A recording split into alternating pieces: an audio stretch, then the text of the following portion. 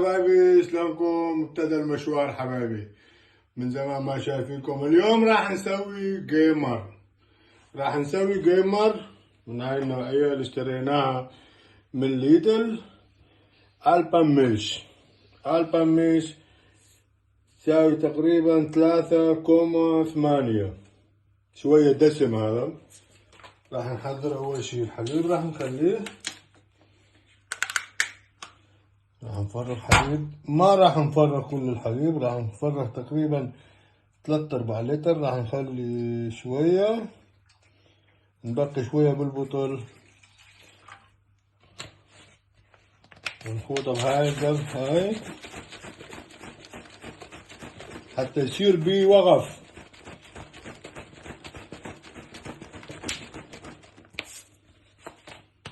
ونرجع نفرغ مرة ثانية. شوفوا الوقف اللي طلع بالحليب.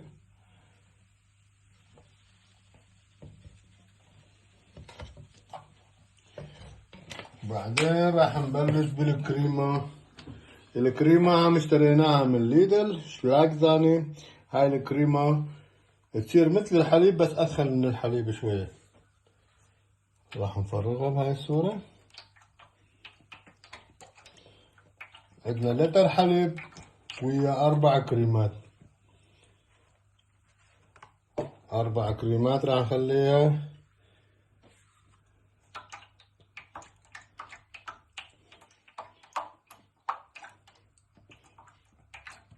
الدسم مالتها 30%. 30%.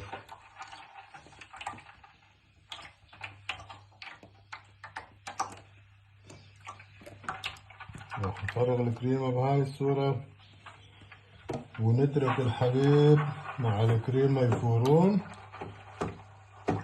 من نشوفه راح يفور راح نخليه على درجة، أقل درجة راح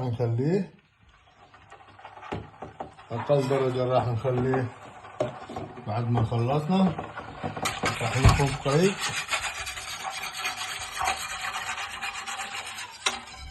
هذا بس على مود يطلع الوقف مالته ينخلط.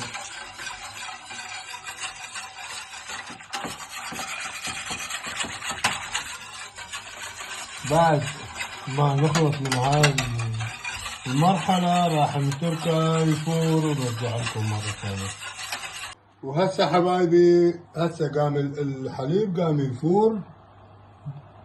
يفور، فنحن راح نوصيه على أقل درجة حتى يبقى هذا يبقى على أقل درجة تقريبا 2 إلا ربع. هذا هسه احنا نصيناه أقل درجة، راح يبقى على هذا المستوى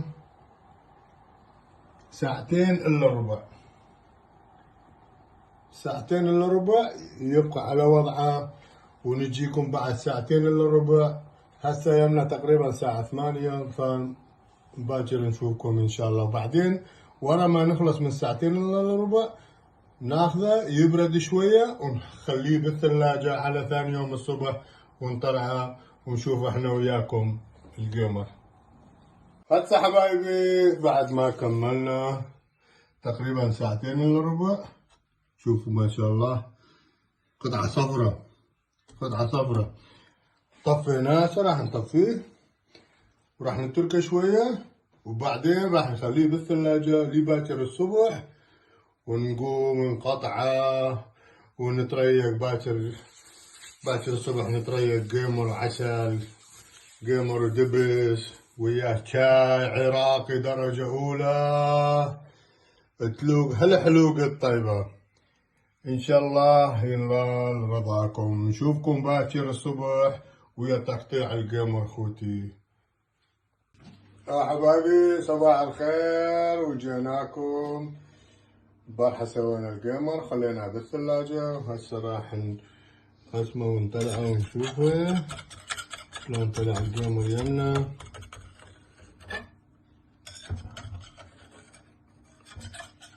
قمر جديد ويوم جديد.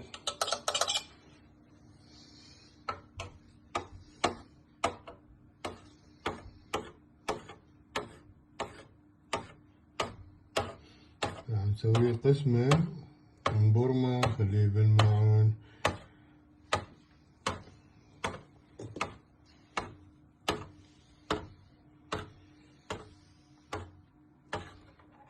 كل شي بالعداوة.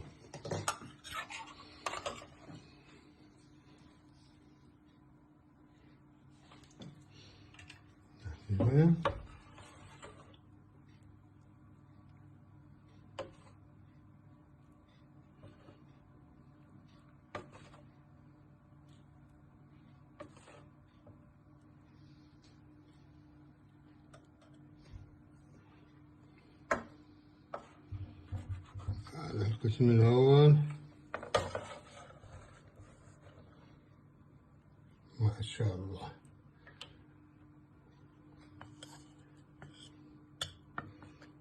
هذا القمر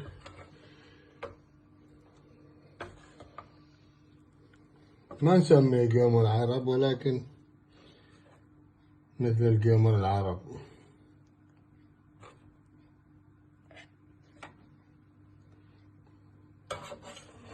هاي القطعة الثانية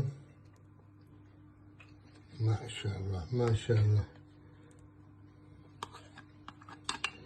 وهذا الحليب راح نشربه ويا الريوق تخين، ونقدر نسوي لبن همه. نقدر نسوي لبن، راح نحليه ونسويه ونجربه. أحلى قمر ويا العدس والدبس. وإن شاء الله تعجبكم الطريقة ونشوفكم ألف عافية. البارحة ما كنت مزين، اليوم زينت، وماكو واحد يقول لنا نعيما. ألف عافية.